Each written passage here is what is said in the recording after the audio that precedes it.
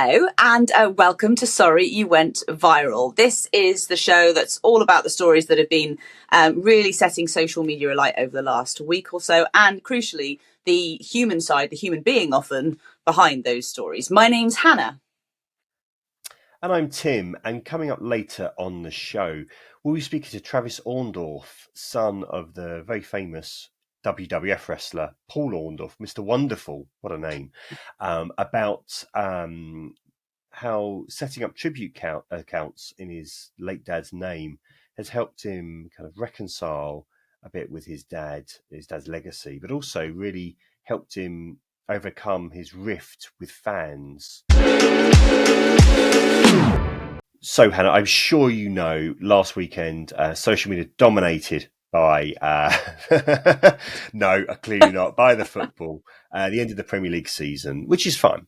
But what really took my eye and the attention of lots of people on social media was the story of one person. So you may know that Everton avoided relegation on Sunday. Fans ecstatic, and several of them were interviewed by TV crews getting their reaction to it. And one person has gone viral for what they said. It's kind of stunning revelation. Let's have a listen. I went to Kenya with Everton community this year.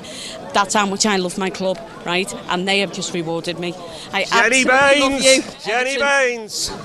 I love Everton more than my kids. Well, that video in itself got tons and tons and tons of views. Hilarious that she's essentially just sold out her children, said I love Everton more than my own kids. Absolutely brilliant. But the best thing about it for most people was that her daughter, called Chloe, then quote tweeted her mum's interview, just saying, "Thanks, mum." And that her tweet was then seen, I think, 4.5 million times. Which is just quite astonishing in and of itself. And then Chloe went on then on her Twitter feed to then say, I'm really confused about what's happened today. I don't know why I'm the star. And, you know, she's also since clarified, of course, that her mum does love her dearly, loves her kids, and that she was just caught up in all of the relief of not being relegated and all the rest of it. But yeah, hilarious to think that, you know, funny enough that her mum would go ahead and say that. She's probably mortified now that she's just been now outed across the whole of social media for apparently being a bad mum. And she got some backlash on this as well, didn't she? She did. I think sometimes, obviously, rival fans trying to take the high ground. Clearly, it's just caught up in emotion. Yeah. And Chloe's been really good-natured about it as well, and it's been great to see. And just a lovely little moment. The quirks of social media. Absolutely. Right. Well, moving on then to the next story. And Nina Warhurst is a BBC breakfast presenter. She also happens to be a good friend of mine. So I hope she won't mind us talking about her in this sense. But didn't know that. But so Nina has been taking quite a lot of flack recently, in I think quite an abhorrent way. But she's heavily pregnant with her third kid, and still working away. She's a brilliant presenter. And then recently, I think it was just in the last week, a woman tweeted her saying the following, saying, "Oh dear, Nina, that spotty dress is a huge mistake. You look like an entertainer at a kid's birthday party." Just incredibly rude anyway, and I can't believe that someone would have the time or take the time to just insult someone for no apparent reason. But brilliantly, Nina took the high ground on the whole thing, and as I said, I think she is like towards the end of her pregnancy now, so you'd be amazed that she'd have any patience for anyone. But anyway, she quote tweeted this woman and said, "Good to know it wasn't just a small mistake. Unkind comments should always be enhanced with capital letters and multiple exclamation marks." I believe now the woman has since deleted her original tweet. But, you know, it's not the first time that Nina individually has like come under, attack, if you like, from trolls or just unkind comments. And I think we all expect, and we all know, and BBC presenters or any kind of daytime TV presenters, let's face it, especially in the current climate, they all know that they're going to be facing a certain amount of scrutiny. But I think, there's a line, isn't there? And it's just like how you handle it. And personally, I think Nina's handled it brilliantly. Yeah, as you said, it's not the first time. A couple of weeks ago, she wrote something. Again, a viewer commented on her hair. They said, please do something with your hair. You look a mess. And then she, again, quote tweeted saying, too repulsed by my hair to eat her breakfast, but managing to bang out this vitriol. Apart from anything else, I can't bear inaccuracies. I think we can all agree my hair looks like yeah, and it did, by the way, as well. It's just brilliant. You get a lot of people in the public eye now who are, instead of just ignoring or not reading or whatever, or blocking these kind of messages on social media, they're just hitting it straight back at the sender. James Blunt does it brilliantly, the singer. He's very, very witty and quick, and so when people insult him about him having a high-pitched voice or whatever it is, that whatever criticism they level at him, he just fires it straight back and is funnier, to be honest, and cleverer about it. So interesting balance to take. It's just, I personally just think it's a shame that there are people who want to use social media just to kind of give themselves a platform to attack people in the public eye. I don't really understand it. I think you touched upon it with the kind of presenter-viewer relationship. I think people, you wouldn't say that to anyone, probably, I hope not, to their face. But I think people don't realise because they got that, they feel that closeness that they can comment. Yeah. On that, and it's like the way you talk to maybe you would say that to your closest, nearest relatives, the people who you live with or something like that, because you can be that rude or that honest and within the four walls of your own home. But yeah, and I think that's part and parcel of the job description as well, is that when you are inviting yourself into other people's living rooms, into their kitchens, into their homes, that therefore they feel that they know you and therefore they have right to comment on you. And it's, I suppose to an extent they do. It's just a shame now that people are using social media to try and get as much reach as possible. It's hurtful and unnecessary. It's just a shame. What a waste of time. I know, but I'm glad that she's doing well with it as well and coping well with it. Next up, both of us got children, and we know those first few days, weeks, months of a baby's life is amazing. But this next story is astonishing. Will explain, Hannah, about what we... Yeah, I mean, as you said, like most people will know, the first few days of your baby's existence, you can't take your eyes off them. And they're mostly, let's face it, they're just blobs. And they just sort of lie there and cry and feed, hopefully. And that's sort of it. But you can't take your eyes off them. And there's one woman who was clearly there with her mum staring at her newborn, saw something quite astonishing and amazingly filmed it and then posted it on social media. So let's take a look. This is Samantha Elizabeth with her little daughter Naila, and I think grandma's there as well. She's crawling. She knows what Mom. to do. I know. Video this. How is that? I am. How is that even normal? What the heck? It's astonishing. I mean, I'm trying to think back to when my daughter was born, and I'm sure she just, as you said, kind of just lay there. And this girl is crawling, and the mum says she's talking as well. Got over 50 million views on TikTok. But you can see why. It's an amazing, lovely moment. Apparently, though, one commenter said it's called baby crawl reflex. And apparently it's there for the first few weeks, then goes away, and it helps them allow a baby to crawl to feed. Because you're not supposed to, as a baby, newborns can't carry their own weight, hold their own heads up, for example. That's why you always talk about protecting their head and everything like that. And this kid is looks like she's almost doing kind of like a plank. And crawling around with it, which is amazing. But yeah, I'd never heard of baby crawl reflex. I'm assuming, I think you could hear Samantha, the mum, there in the video saying, well, that's because you were in mummy's belly for so long, basically. So maybe she was kind of like, over 40 weeks or something, quite a big girl, big baby, and got some guns on her. That's great. And the mum's been, again, continuing on her TikTok account, updating followers on the baby's progress and just the wonders that are motherhood and bringing up. Yeah, and let's just hope that Naila, as she grows up, she doesn't mind having her privacy invaded to such an extent. Being viewed 50 million times when you're 3 days old is quite something. Indeed. Next, we've seen this quite a lot over the years.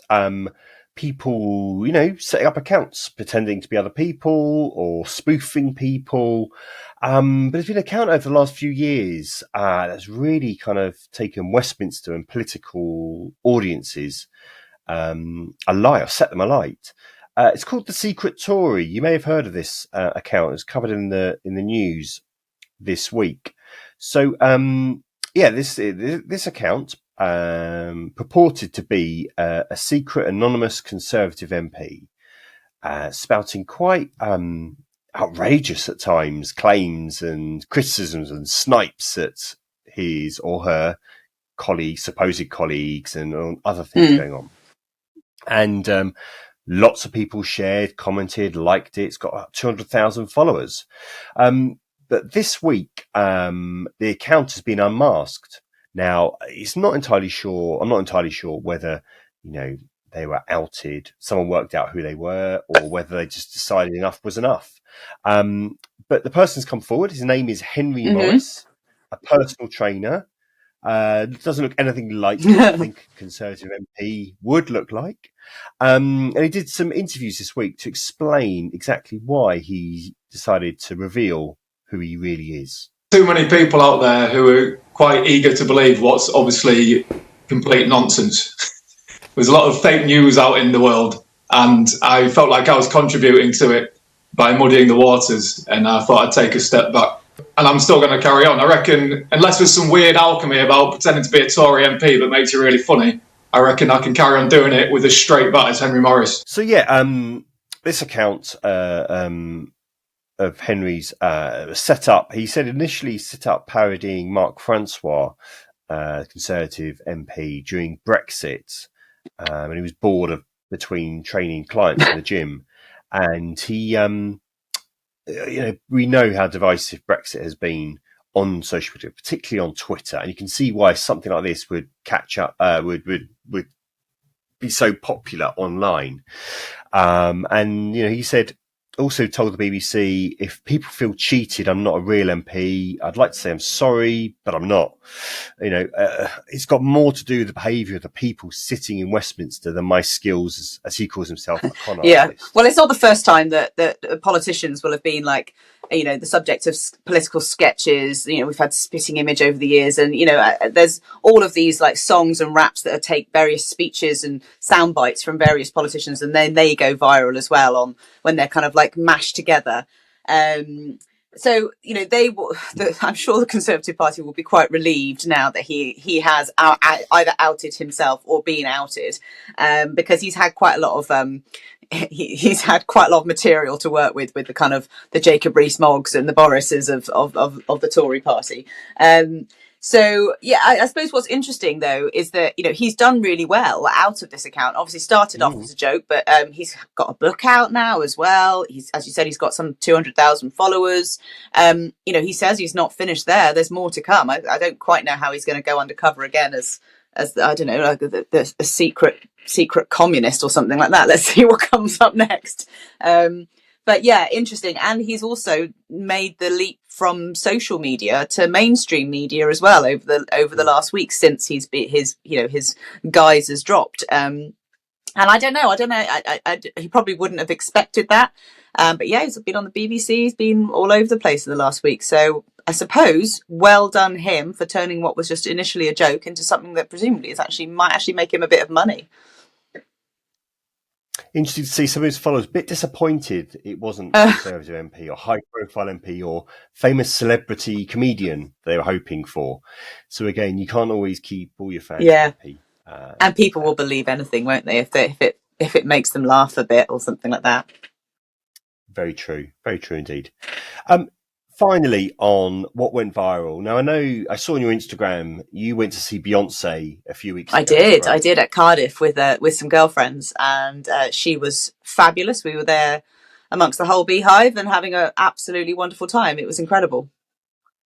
I assumed you sang along to some of the songs. Yeah, I mean, to be honest, I didn't know all that many songs. I'm kind of quite an old school, kind of more of a Destiny's Child Beyonce fan. So I was there waiting for kind of like All the Single Ladies or something, and then it was all of these new songs that came out. She's still incredible. She's got them. She's amazing. So I did try and sing along, but you know, I can sing. Yes. Well, this person in this next clip Cannot. Let's just say politely can't. Yeah. So this clip has gone viral on all platforms actually, but the one we're going to show you is from Twitter. A Beyonce fan account just picked this up. Not sure entirely what concert is at. I think from the red seats in the background it could be Sunderland, but he was right by the front by Beyonce. And was singing so loudly and so out of tune that he almost distracted the singer from her performance. Let's have a listen if you can bear it. But you don't care. Now I'm crying, deserve it, baby. But you don't care. I mean, wonderful stuff. You can see Beyonce, because he's so close to her, and whoever's, you know, filming so close, you can see that she actually looks at him, and it's hard to work out whether she's utterly disgusted by what she's hearing, or being, as you said, distracted by it. It's putting her off the song. And actually, towards the end of that clip, you can just make out, I think she says something like, "That's beautiful." I mean, like, beauty is in the eye and the ear of the beholder, clearly. But I maybe she's just being kind. But it was so funny. I mean, you'd think with earpieces in and all of the music and the noise of the crowd, you'd think she probably wouldn't be able to pick out one person, but she clearly hones in on him. So. I love it. Again, if you're watching the video version, you can see her. She goes through several stages. I think I kind of catch an initial annoyance, and then she kind of gives him a stare. An annoying, you know, like, this is distracting me. And then she kind of goes back into Beyonce Sasha mode. Fierce. Oh, I love you. Absolutely brilliant. But a lesson, if you are going near the front, please, you know, maybe just not sing. So yeah, exactly. maybe. You know, I mean, fortunately, the rest of us at the back, I was very much at the back. We wouldn't have heard anything. We only heard her, thank goodness. But I'm sure some of the people around him rather, would have been absolutely disgusted and dismayed. She paid all that money for the expensive front row tickets. Next on the show on So You Went Viral, it's a section we call What It's Like to Go Viral. And we're joined today from Atlanta, Georgia in the US by Travis Orndorff. Travis is the son of the very famous WWF wrestler, Mr. Wonderful, Paul Orndorff. And he's been running a tribute account to his late father, celebrating his career and charting his moments, his famous moments, anniversaries through the years. If you're not aware of who Mr. Wonderful is, take a little look at this clip and it'll give you an idea of how amazing he was. How can I get muscles like you guys? Wow, Mr. Wonderful! You can start by getting in shape with a Hulkamania workout set. Great! It's got everything you need. Head and wristband, a jump rope for warming up, a hand gripper for power, dumbbells for strength, an exercise poster, and even Hulk's own workout tape. The Hulkamania workout set. You from LJN. Are you in shape yet? Yeah! Oh! Travis, thank you so much for joining us today at this early time for you. For those who may not be a bigger wrestling fan as me, Hannah, I'm sorry, just tell us a little bit about your dad. So my father started out in wrestling in 1976, the Brandon Bowl. He's from Brandon, Florida, and just an amazing athlete that then transitioned to the WWF as Mr. Wonderful. He wrestled there for a good 8 years and then moved over to WCW. So He headlined WrestleMania. He was also, he wrestled Hulk Hogan, I think, for the title. The record, I understand, is 11 times. So quite proficient and relevant in early WWF history, as Vince McMahon, obviously has turned this into a totally different world. And tell us a little bit about then the tribute accounts that you've set up for him, or that have been set up for him, why you chose to set them up, and a little bit about why they've helped you in some way as well on a personal level. Sure. So the background would be, my father told me when I was very young, and I've said this multiple times, that one day I would tell his story. And I didn't really understand it, but as I got older, I understood that there were things he told me that nobody else knew. And one of the things he always wanted me to do was something online, but that's not something I ever did. I've never been on social media really. And the only reason I even had an account at my dad's passing was because of that current situation I was in. Somebody talked me into it. When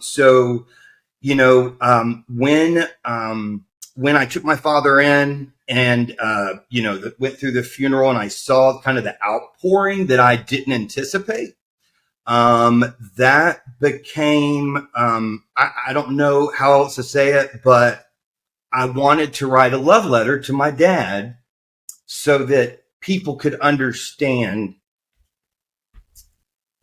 When somebody passes, you figure out all the stuff you meant to tell them.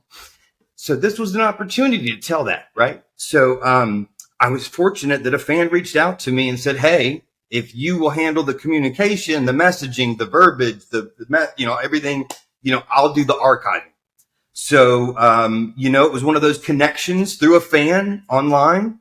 And, we started this journey, and I knew I had a vision for how I wanted to communicate it. And at the end of the day, I wanted it to be about who my father was, a man, because if you look at the shirt, obviously you can see, his physique. What you don't understand is he grew up, impoverished. He lived in poverty. He worked from a very young age. He was physically and verbally abused and emotionally abused. He became Mr. Wonderful as a way to escape that childhood trauma. So what I know as my father and Mr. Wonderful, people see the figure, but what they don't understand is the human being that became that, and how it and what it required. And did you know that about your dad before social media and before these tribute accounts and stories from fans came to the fore? So here's what I would say, because when I started this, I was writing a love letter to my father. What I didn't anticipate was what I would receive in return. And take your time. Yeah. I know it's difficult, even it's a good cry. It's just so. Just refresh me real quick. Yeah. So you were talking about the fact that so many people there were so many stories about your dad, and the fact that his own life history had been difficult and complicated. And I just wondered whether you knew about that before fans had reached out to you and told you so much more about your dad. So I would say yes and no. That's where I was going before I lost my composure and what I'd receive in return. What I knew was my dad's story, right? So I knew about his childhood. I knew everything that made him the man and father, which is really what I wanted people to know, was that side of his humanity. You saw the intense, he loved me just as intense as he wrestled, if not more. And so that was my message, right? I noticed that nobody really paid attention to my personal post.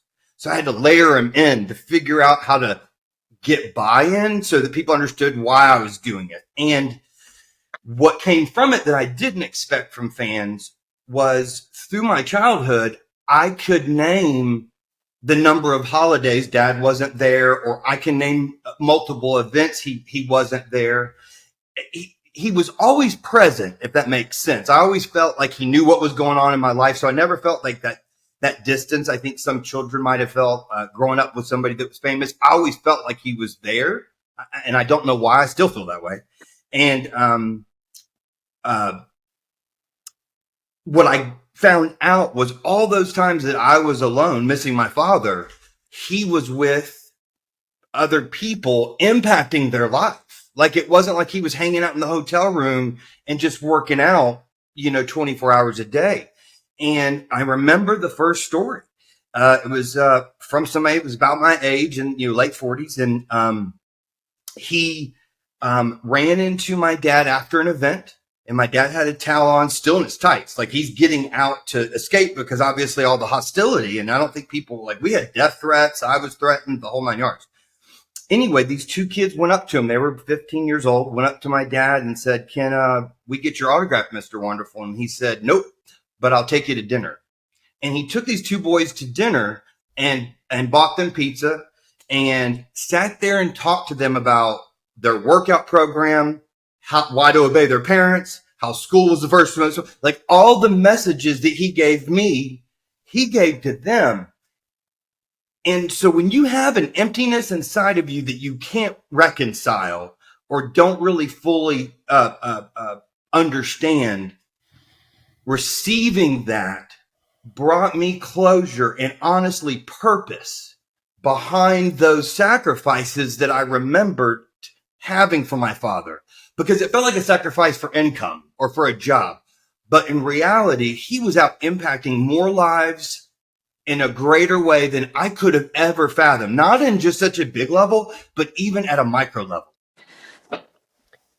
You said in your letter to fans, when you said about you handing over the accounts a month or so ago, you talked obviously they're very positive about the fan interactions with your dad, but obviously you said in your letter how you grew to hate the fans because they took him away from you. How has the account helped you to kind of reconcile with that? Well, I think number one, I only saw the intense fanatic piece. I never, and when they're in a stadium or in those situations, it's a very emotionally intense environment, more than people can anticipate. These people are rabid fans. And so I never got to have a conversation with them about them as a human being, because if I interacted with them, all they wanted to talk about was my dad. So think of me as a human being. I'm still, when you get to your Paul Orndorff son or Mr. Wonderful son or Mr. Wonderful Jr., I just wanted to be Travis, right? So all that interaction I had with him, there was no association with me as a human being. But after his passing and after the funeral, as this started to grow, what floored me was the number of people, because your friends don't call. I mean, that's just you. We all know after the funeral, people just disappear. But when I say I got weekly, if not daily, and I still get texts from people checking in on me, encouraging me, thanking me, never knowing at the time that I was struggling with depression, that I was calling Tyler up in Canada going, dude, I need 2 weeks off because I can't, I'm still reconciling with my dad's passing. I'm grieving. And, when I wasn't getting phone calls from friends and family, I was getting phone calls from fans. Yeah. And I say fans, most of them are my friends now. It became personal. And if you would have told me if somebody wanted to interact with me and they're like, I want to be your friend online. I'm like, this is not, I don't have that much time. But it became where I understood what my father was doing in his purpose. But I got to see the emotional connection that these fans had to those events. So there would be a story like, your dad was amazing. My mom took me to that event. And I got to reply, it sounds like your mom was pretty amazing too. Might want to give her a call. And I would reply back, you're absolutely right. And you know what I'm saying? So what I got to understand about all those events he was at, while I just saw fanaticism, I did not understand, obviously as a child, the emotional connection that people had to those events in their childhood and the emotional intensity that it brought, to the point that to this day, 30 years later, I will get people say, this brought me to tears. All right, that's still the funniest thing I've ever seen. Or, oh my God, this made my absolute day. And it's not the event. It's not the wrestling. It's that piece that we connected to emotionally that brings us back to a time where we were naive and we knew who the good guys and bad guys were. It was a love letter. So anything outside of an outpouring of love and compassion for each other and for our lives, for me, that wasn't going to be acceptable. And honestly, because of the situation I was in my mental state, I couldn't handle it. So to me, that toxicity would have brought me to the level I could not handle, because at the time, that positivity I was receiving was a lot of times the only thing keeping me going. Just to end things on a positive, Travis, I think calling it a love letter, I think is just beautiful, because it is. And I think what's amazing about it, the account that now you said, Travis, in Canada helps run for you, is celebrating the amazing things and about your dad's career. And what I find as well with doing my own wrestling account is just helping new generations learn about someone as important and as amazingly talented as your dad to a whole different audience. This is 35 years later. It took 2 generations of people who may not have known. And I think that's what's brilliant, is keeping his legacy alive and celebrating the great things about it. And again, that positives of helping you come closer to fans and with your dad as well is just a brilliant thing. So thank you so much for your time today. Really, really do appreciate it. Thank you, Travis. Thank you so much, guys. You have a wonderful morning. Finally, on today's show, time for our timeline cleanser, and this one is a beauty. You may have seen this on TikTok. A Disney-obsessed mum and daughter went to EuroDisney. I think they're French. They went to EuroDisney in Paris, and the daughter dressed as the fish called it Polochon, I think, yeah. Polochon from the Little Mermaid, and she was obsessed by trying to find Ariel, her best friend from the show. And you see them videos of her tracking down, having a great time, meeting all the characters and other princesses, but still looking for Ariel. And they found her, and the mum posted a video describing it as the best moment ever. Let's have a little look.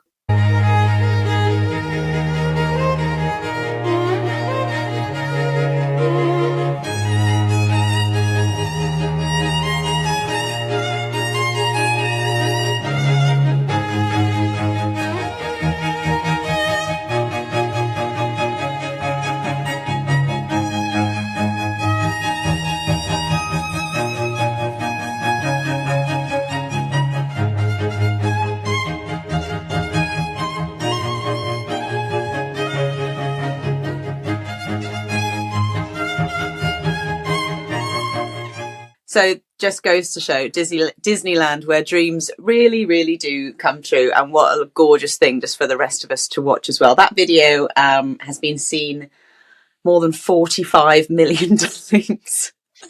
So thrilled, absolutely thrilled for the little girl that she found her Ariel, and delighted as well for the actors as well who put all the time in and to make dreams come true, and they've done that, and they've cheered the rest of us up as well.